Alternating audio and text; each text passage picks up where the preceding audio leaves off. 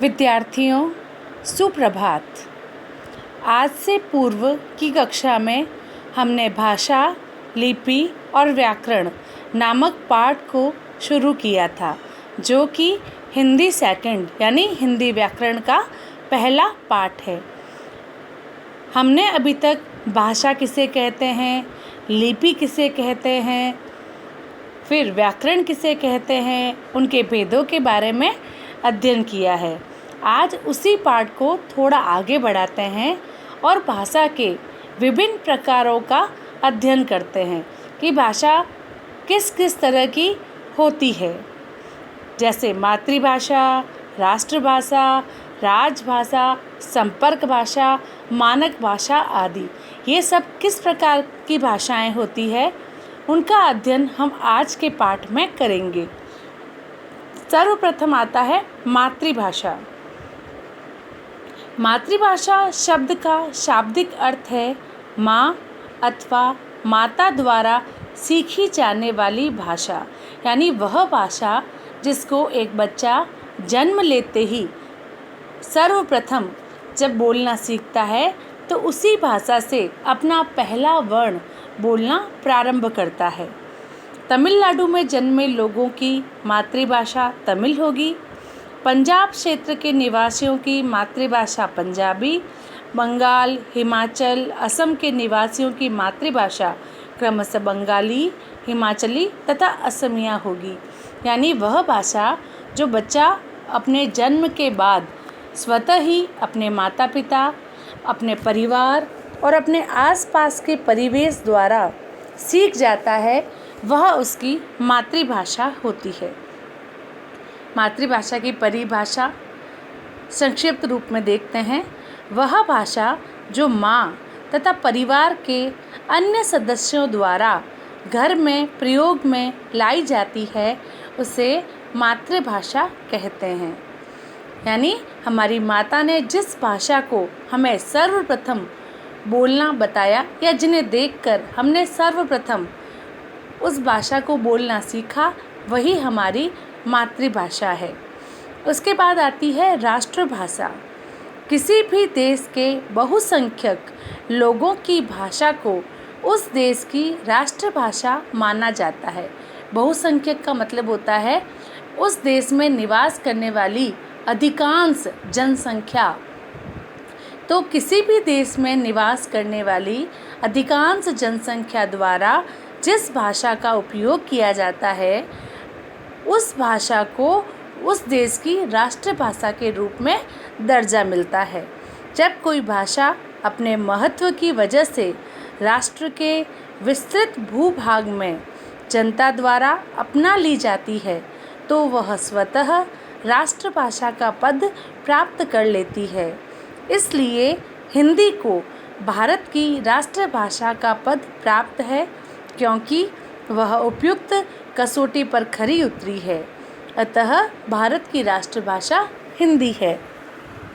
एक देश की विशाल जनसंख्या, अधिकांश जनसंख्या जिस भाषा को बोलती है या जिस भाषा में विशद शब्दावली हो, जिस भाषा में विशद साहित्यों की रचना हुई हो, वह भाषा उस देश की राष्ट्रभाषा स्वतः ही बन जाती है। इन्हीं सारी खूबियों की वजह से हिंदी भारत की राष्ट्रभाषा है, क्योंकि भारत के अधिकांश लोग हिंदी भाषा का उपयोग अपनी अभिव्यक्ति के लिए करते हैं। हिंदी भाषा की शब्दावली बहुत विशद है तथा इस भाषा में रचित अनगिनत साहित्य इस बात का प्रमाण है कि यह भाषा हमारे देश के अधिकांश लोगों की पहली पसंद है। अतः हिंदी हमारी राष्ट्रभाषा है। राष्ट्रभाषा के बाद में बात करेंगे हम राजभाषा की। वैसे इससे पूर्व की कक्षा में हमने राजभाषा को पढ़ा है, लेकिन क्योंकि हम भाषाओं के प्रकारों को पढ़ रहे हैं, तो हम पुनः राजभाषा को पढ़ते हैं।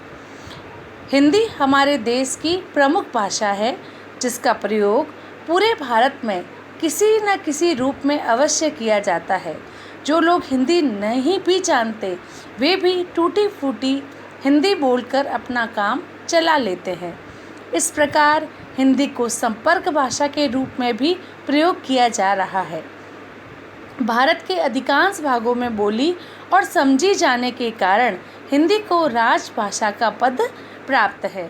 हमने पूर्व में पढ़ा था कि 14 सितंबर 1949 को हमारे संविधान द्वारा हिंदी को हमारी राजभाषा का दर्जा दिया गया था।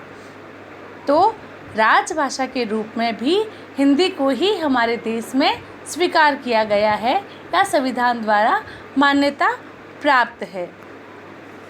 आज़ादी के बाद बनाई गई संविधान सभा ने 14 सितंबर 1949 को हिंदी को राजभाषा के रूप में मान्यता प्रदान की थी। इसलिए प्रतिवर्ष 14 सितंबर का दिन पूरे देश में हिंदी दिवस के रूप में मनाया जाता है। यह हमने पूर्व कक्षा में पढ़ लिया था। अधिनियम 1976 के अंतर्गत हिंदी की स्थिति को सुदृढ़ करने हेतु कुछ कदम उठाए गए।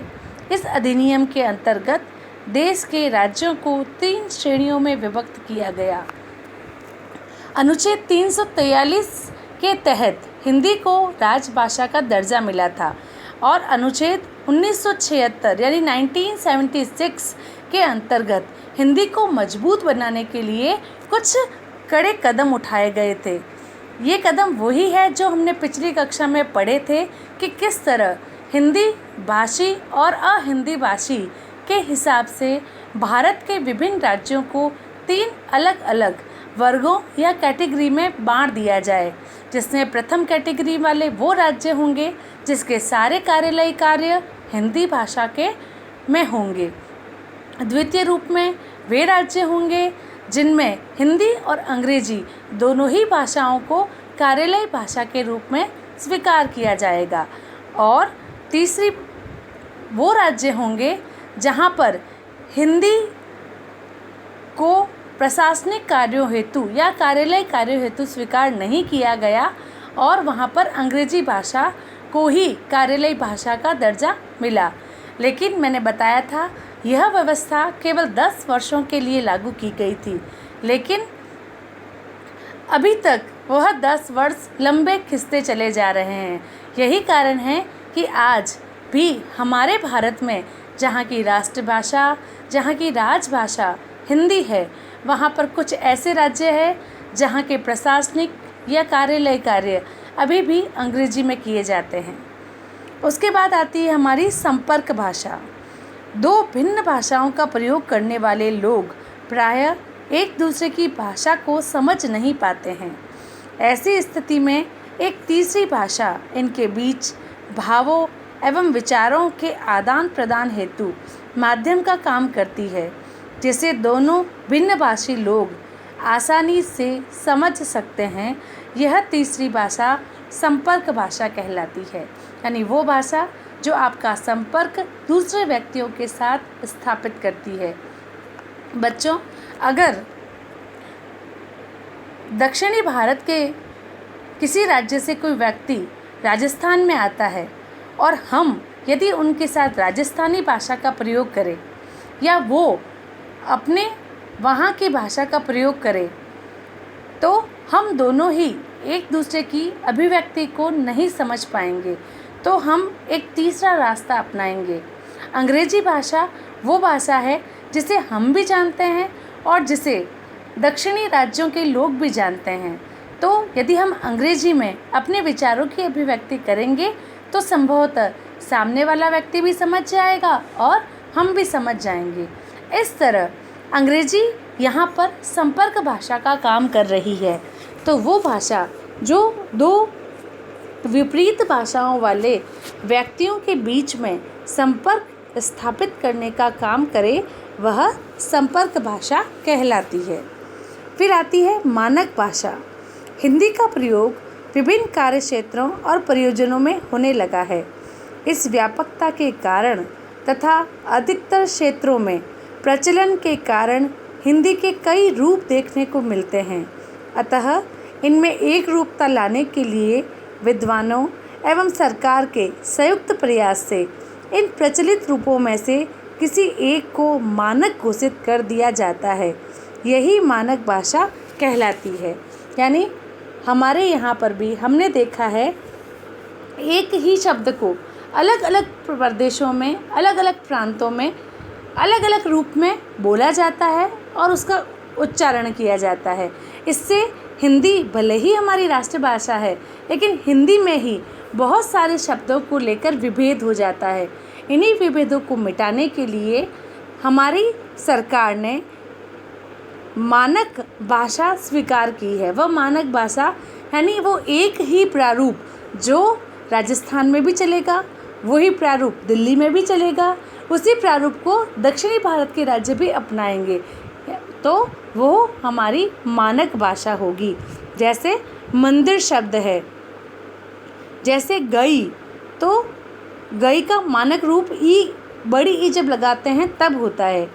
मंदिर में आधे न के स्थान पर ऊपर अनुस्वार जब लगता है तो उसे मानक रूप के रूप में स्वीकार किया गया है। ऐसे बहुत सारे शब्द हैं जिनमें विभेद था किसी न किसी कारण से, अलग अलग क्षेत्रों के कारण। तो उन विभेदों को मिटाने के लिए और हिंदी की स्थिति को और सुदृढ़ मजबूत बनाने के लिए मानक भाषा का सहारा लिया गया। तो मानक भाषा वह भाषा है जो सभी क्षेत्रों में एक रूप से, एक ही तरीके से बोली, लिखी और पढ़ी जाती है। इस तरह हमने भाषाओं के 5 अलग अलग प्रकारों को समझा और जाना। अब हम बात करते हैं साहित्य की, कि साहित्य क्या होता है। मन को प्रसन्न करने वाली तथा समाज के लिए हितकारी, सुंदर अर्थ वाले सुंदर शब्दों की रचना साहित्य कहलाती है। यानी हमारे मन को प्रसन्नता दे, जो सुंदर शब्दों में लिखी हुई हो और जिसके बहुत सुंदर अर्थ हो, वही रचना साहित्य की श्रेणी में आती है। सरल शब्दों में यह कहा जा सकता है कि ज्ञान से आबद्ध का मतलब बंधा हुआ, ज्ञान से बंधा हुआ जो कोश जो मन को प्रसन्न करे तथा समाज के लिए हितकारी हो, साहित्य कहलाता है। यानी वह रचना जो हमारे मन को भी प्रसन्न करे और जो हमारे समाज के लिए भी हितकारी हो, यानी हमारे समाज के लिए भी अच्छी हो, ऐसी रचना साहित्य की श्रेणी में आती है। जैसे रामायण एक महाकाव्य है, वो एक साहित्य है। रामायण हम पढ़ने से हमारे मन को प्रसन्नता मिलती है, उसके साथ साथ ही रामायण में दिखाए गए चरित्र, उसकी मर्यादाएं हमारे समाज के लिए भी हितकारी है। साहित्य को 2 भागों में बांटा गया है, पद्य साहित्य और गद्य साहित्य। पद्य साहित्य, जब विद्वान लोग अपनी बात कविता के माध्यम से कहते हैं तो साहित्य का यह रूप पद्य साहित्य कहलाता है। साहित्य का प्राचीनतम रूप पद्य साहित्य ही है। दोहे, चौपाइयाँ, काव्य, पद्य, महाकाव्य, गीति काव्य, खंड काव्य आदि पद्य साहित्य में आते हैं। पद्य साहित्य यानी जिसमें कविता के रूप में अपने मन के बात को कवि कहता है, वह पद्य है। पुराने समय में जब गद्य नहीं था तो पद्य भाषा में ही बड़े बड़े साहित्यों और ग्रंथों की रचना हुई है। उदाहरण पद्य का, करत करत अभ्यास ते जड़मती होत सुजान, रसरी आवत जात ते सिल पर पड़त निशान। यानी कवि अभ्यास का जीवन में जो महत्व है उस बात को दोहे के रूप में आप लोगों के सामने प्रस्तुत कर रहा है। यह साहित्य का पद्य रूप है। अब साहित्य का दूसरा रूप या दूसरा प्रकार वो है गद्य साहित्य। निबंध, कहानियाँ, उपन्यास, रिपोर्टाज, पत्र, संस्मरण, रेखाचित्र, डायरी, नाटक आदि गद्य साहित्य में लिपिबद्ध किए जाते हैं। यानी हम जो अभी आज पाठ पढ़ रहे हैं वो पाठ भी गद्य का ही एक उदाहरण है। तो जब कविता के रूप में अपनी बात को कही जाए तो वो पद्य होता है, और जब बातों के रूप में अपने पाठ को कहा जाए जैसे अपन ने इस पाठ में किया है तो वह साहित्य का गद्य साहित्य का उदाहरण बन जाता है। तो हमने देखा मन को प्रसन्न करने वाली रचना जो समाज के लिए हितकारी होती है वह साहित्य कहलाती है। साहित्य को दो भागों में बांटा गया, गद्य और पद्य साहित्य। जब बातों को कविता के रूप में कहा जाए तो गद्य, और जब बातों को सिंपल साधारण कहानी के रूप में कहा जाए तो वह गद्य हो जाता है। अब हिंदी भाषा का महत्व और विशेषताएं, हमारी भाषा की क्या क्या विशेषताएं हैं और उसका क्या महत्व है। हिंदी भाषा को विश्व की प्रमुख 10 भाषाओं में से तीसरा स्थान प्राप्त है, यानी संपूर्ण विश्व में तीसरे नंबर पर बोली जाने वाली भाषा है हमारी हिंदी। सरल, सहज एवं सुबोध होने की वजह से हिंदी राष्ट्र में अधिक से अधिक लोगों द्वारा प्रयोग में लाई जाती है। अपना मानक रूप होने के कारण यह लोकप्रिय भाषा का रूप ले चुकी है। हिंदी में जो शब्द है वो बहुत सरल है, जो आसानी से पढ़े और समझे जाते हैं। फिर हमारी भाषा का एक मानक रूप है जिससे उसमें स्थान स्थान पर परिवर्तन होने की संभावना नहीं है। इन कारणों से तथा हिंदी भाषा में विभिन्न समाचार पत्र और पत्रिकाएं प्रकाशित होती है। धर्म, ज्ञान, विज्ञान, राजनीति और अन्य विषयों की लाखों पुस्तकें आज हिंदी में प्रकाशित हो रही है। इनके विकास में हिंदी भाषी व अहिंदी भाषी कवियों, लेखकों, साहित्यकारों, नेताओं और समाज सुधारकों का पूर्ण योगदान रहा है। इन लोगों ने समय समय पर हिंदी में सुधार हेतु कई कमेटियां बनाई और कई महत्वपूर्ण निर्णय लिए। उसी का परिणाम है कि आज हमारी हिंदी एक मानक और शुद्ध भाषा है।